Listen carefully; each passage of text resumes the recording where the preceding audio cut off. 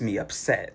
The reason why I'm getting upset or more like concerned and cautious about this movie is because they're taking a lot of elements from the first two films and implementing it into this film. Now, there's nothing wrong with that. If it was an Easter egg or a cameo to pay homage to the first two films, by all means, go right ahead, implement those Easter eggs and those characters and cameos within the film. But the thing is, they're taking these elements and they're making it a part of their story.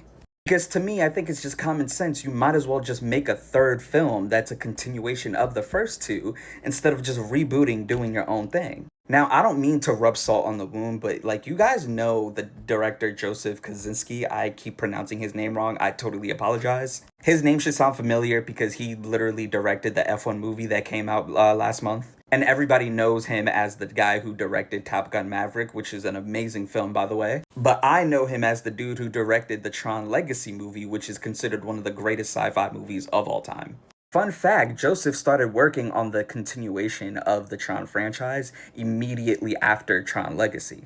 He had the third movie written and storyboarded completely done. He was just waiting for Disney to give him the green light. But Disney, for some reason, all decided to pull the plug on the project. What made it even worse, instead of selling the rights to Tryon, they decided to keep it. And they even came out with a statement saying that they're not going to do anything with the IP. So in my head, it's just like, if you claim to not do anything with the IP, why hold on to it? Why not just sell it?